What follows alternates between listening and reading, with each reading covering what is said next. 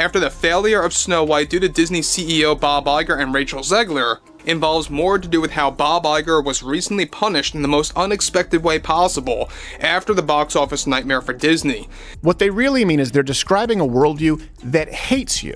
That hates everything America stands for. The Walt Disney Company was suddenly thrown into a crisis of unprecedented proportions. Trouble stemmed from a live-action adaptation that many initially believed would be a groundbreaking reinvention of a beloved classic. Fueled by the Disney executives' hopeful belief that nostalgia would catapult the project to box office success, the film instead ran into issues on almost every front. Early excitement had painted it as a bold reimagining, yet things quickly took a turn. A company like Disney so up against it. Why? Because it doubled down on DEI. The movie was supposed to capture the hearts of both die-hard fans and new audiences alike. But once it premiered, everything took a nosedive. Critical reviews were lukewarm, public opinion crashed, and ticket sales plummeted far faster than anyone expected. By the end of its opening weekend, insiders were already questioning if Disney could salvage even a small fraction of the success they once dreamed of. And I think Snow White has become the pinnacle of this.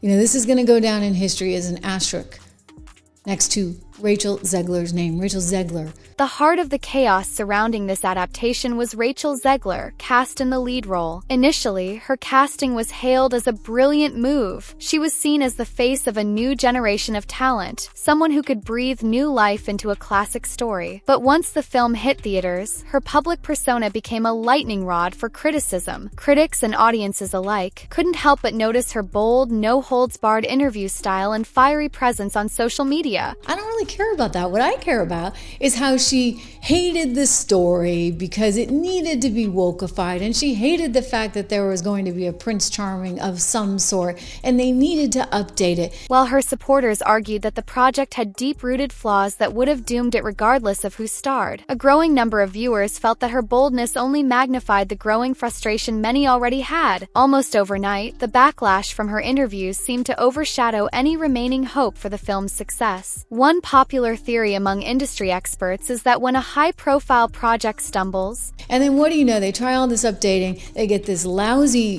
screenwriter, in my estimation, because I saw this thing and it was awful, like really bad.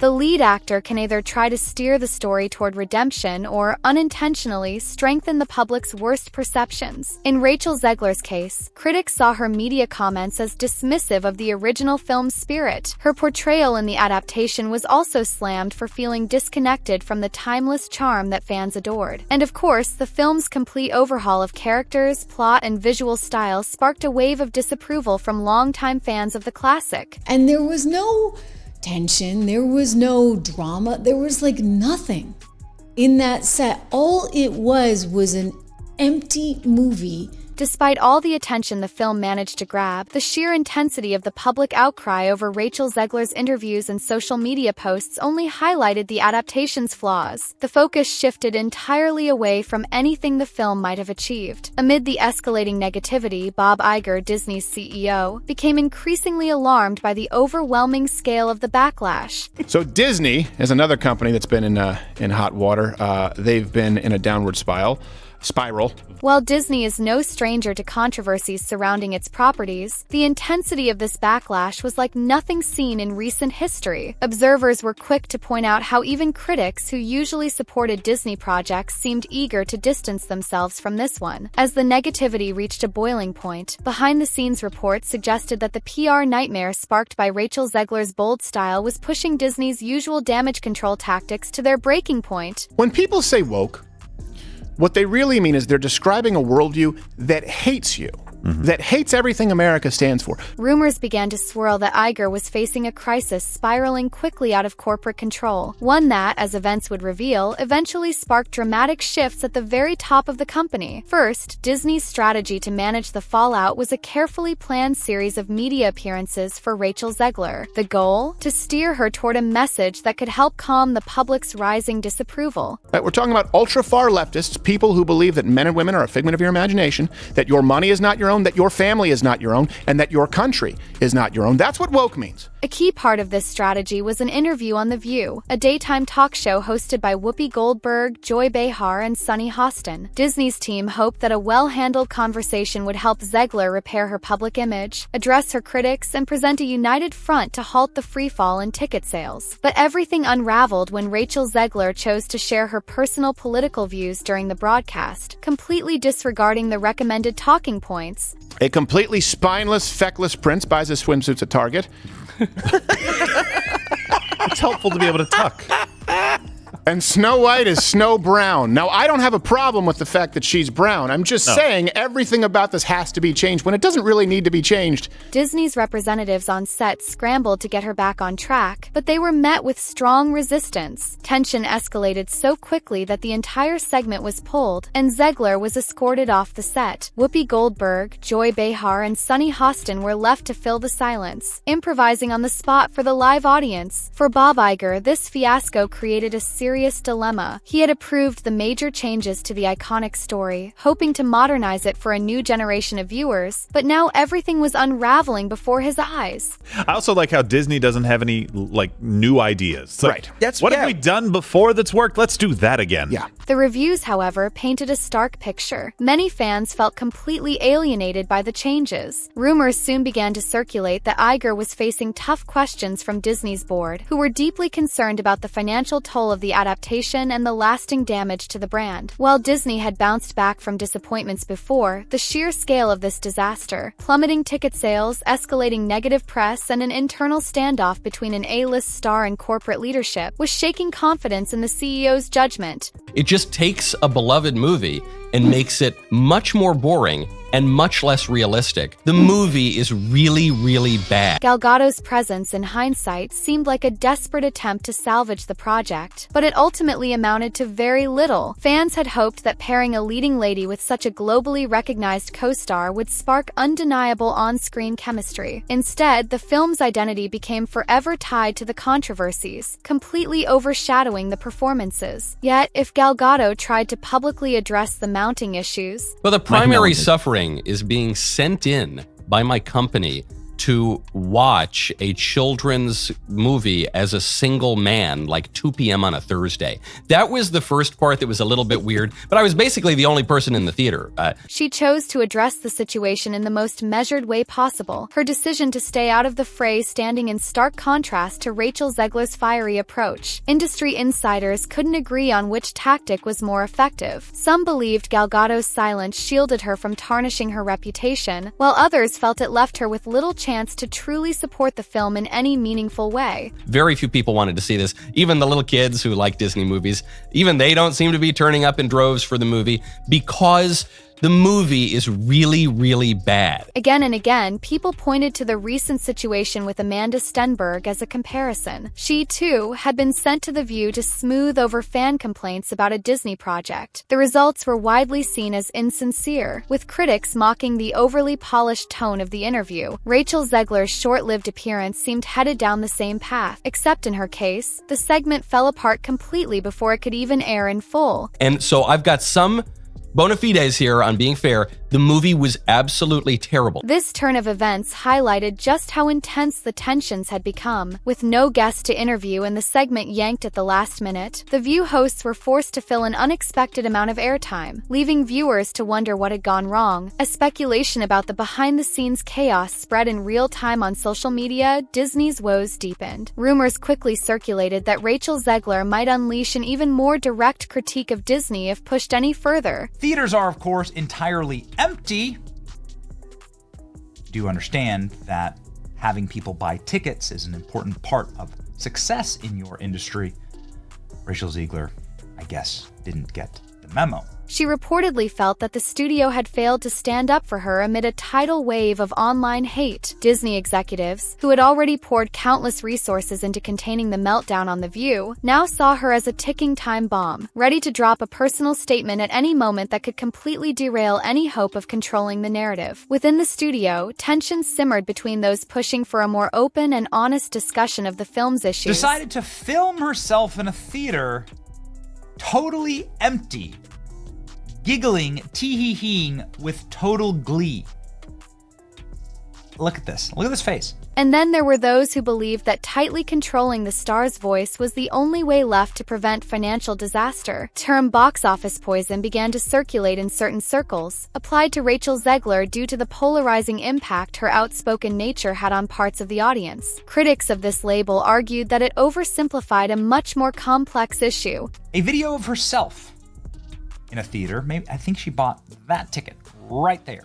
The film's script and production decisions had already alienated fans, but her critics argued that it was her involvement, and more notably her handling of the press, that became the flashpoint, turning a difficult release into a total disaster. What had once seemed like a brilliant casting move, pairing a rising young star with an established fan favorite like Gal Gadot, was now held up by armchair analysts as a textbook example of how not to blend modern reinterpretations with the cultural reverence for the original material. Look at this. Look at this face. What can be said about this level of narcissism here? As the film floundered at the box office, more questions began to surface about its distribution strategy. Rumors swirled that Disney might rush the movie to its streaming platform, cutting its already struggling theatrical run short to minimize further losses. Some insiders saw this as the smart move, a way to bury the negative press with a swift transition. Others, however, felt this would only confirm that Disney was admitting defeat, leaving the film to be remembered solely as a disaster. Fans of the classic lamented how what was supposed to be a celebration of nostalgic storytelling had devolved into a whirlwind of internal drama, corporate blunders, and public feuds. Amid this chaos, all eyes turned to Bob Iger's leadership. The meltdown had cast Disney in a grim light, with loyal fans feeling betrayed and critics eagerly pointing out the company's apparent arrogance and thinking it could reinvent a beloved story without backlash. Industry insiders began to wonder, would Iger take the fall for the project's many failures, or would he try to shift the blame onto the filmmakers, the cast, or outside forces?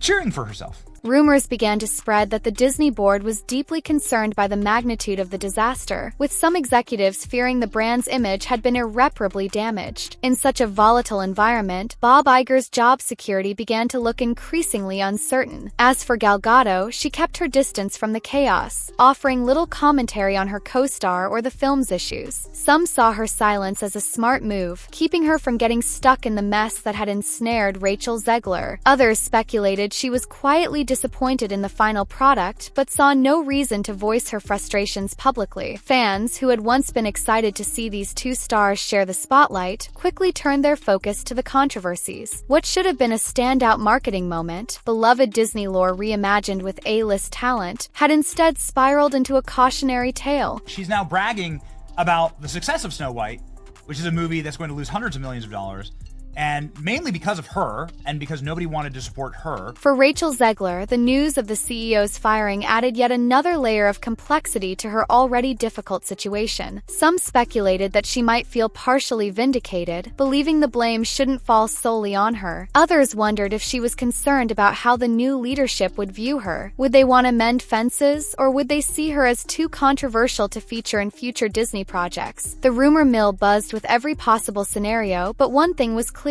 Bob Iger's firing highlighted just how far-reaching the consequences of this film's failure had become. Fans of the original classic watched in dismay. Despite any initial excitement they may have had for the adaptation, many felt the project had strayed so far from the beloved story that it was barely recognizable. The clash between the creative team's vision and the audience's expectations might have faded over time if the adaptation had been universally praised. Yeah, we had more dwarfs than we did viewers in most of these theaters. And as you know, there were no dwarfs other than some CGI weird generated version of them.